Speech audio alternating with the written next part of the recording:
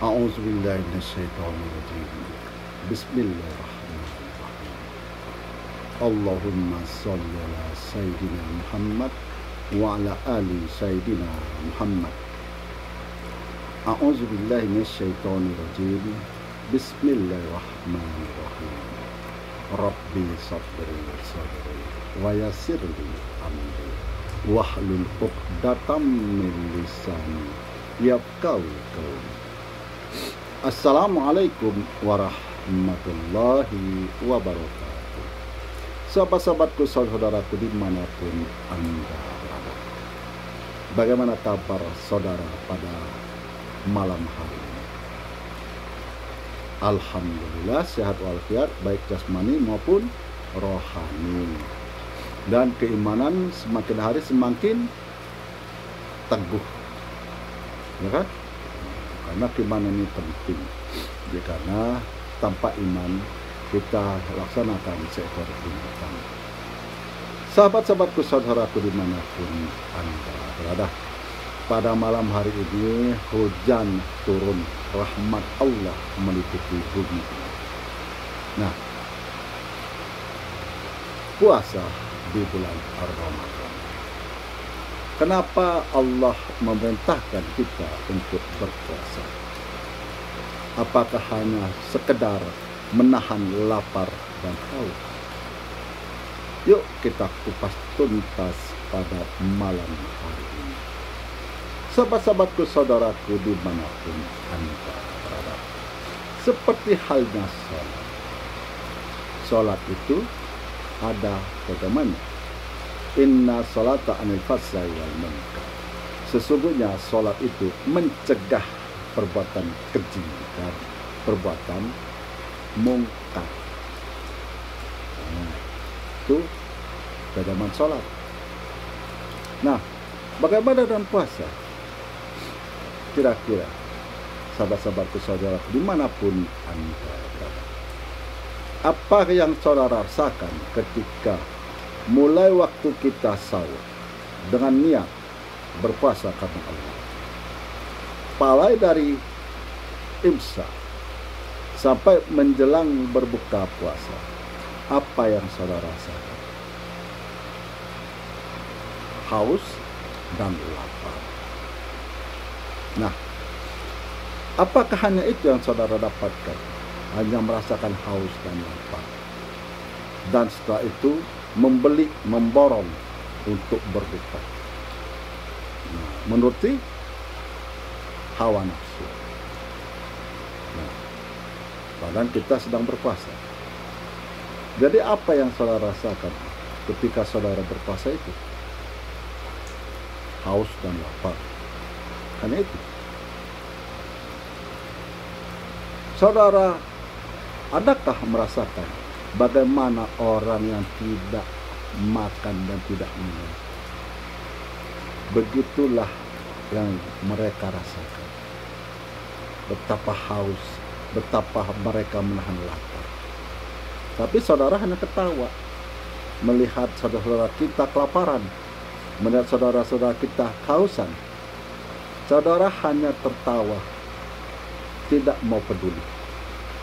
Nah, disinilah harus kita sadari bahwasannya puasa itu bukan hanya sekedar menahan lapar dan haus, tetapi puasa itu mengingatkan kita kepada saudara kita yang sesama muslim, khususnya bahwa mereka yang kurang beruntung dalam kehidupan ini, yang makan sehari atau 2 kali sehari, belum tentu mereka dapat memakan.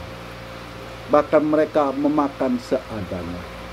Sementara saudara sudah tinggal di rumah yang mewah, makan yang enak-enak, dihidangkan oleh para pembantu rumah tangga, ya, hidup dalam ruangan AC. Sementara mereka yang tidak beruntung dengan kepanasan, kelaparan, dan kehausan. Nah, inilah makna bahwa kita berpuasa itu bukan hanya menahan lapar dan haus, tetapi kita ingat akan saudara-saudara kita yang sesama muslim khususnya, yang tidak beruntung, yang belum tentu dapat makan untuk satu hari. Disinilah harus ada kepedulian, timbul rasa peduli dalam diri ini, melihat saudara-saudara kita yang lapar, yang haus, dengan ringan tangan kita membantu mereka untuk memerdekakan mereka makan, untuk mereka minum. Nah, inilah maknanya puasa itu. Kalau tidak ada dalam diri saudara rasa kepedulian dengan sesama, khususnya sesama orang muslim, berarti puasa saudara hanya puasa menahan lapar dan haus, dengan nilai 0, tidak ada nilai pahala. Seperti halnya sholat. Sholat itu seperti itu. Kalau saudara sholat, tapi saudara masih pendengki, saudara masih pengiri, saudara masih suka sakit hati, saudara masih mencemeh orang lain, saudara merasa tinggi hati, saudara merasa paling sempurna dalam hidup saudara, saudara masih suka kedukun, saudara masih suka mencari pesugihan, maka agama saudara, ibadah saudara hanya bernilai 0. Karena ibadah itu, yang pertama Allah saksikan, yang kedua malaikat menyaksikan, yang ketiga manusia sendiri menyaksikan perbuatan dan perkataannya, apakah selaras dengan ibadahnya. Nah, untuk itu perbaikilah ibadah kita. Selain kita berniat karena Allah, tapi kita betul-betul melaksanakan, meyakini dan mengimani apa yang kita ibadahkan, sehingga timbul rasa peduli dengan sesama, khususnya sesama saudara kita umat muslim, pada umumnya manusia yang ada hidup di dunia ini. Sebagai contoh, saya berikan, jangankan kepada kita sesama manusia, kepada binatang pun kalau kita peduli. Bagaimana seorang perempuan pendosa yang ingin taubat, menyesali perbuatannya, di tengah perjalanan dia menjumpai seekor anjing, dia beri minum anjing tersebut, sehingga Allah mengampuni segala dosa-dosanya. Nah, begitu sahabat-sahabatku, saudaraku, dimanapun Anda berada, rasa peduli kita dengan sesama, dengan menjaga persatuan dan kesatuan. Karena Islam itu memerintahkan kita untuk bersatu, menjaga kesatuan.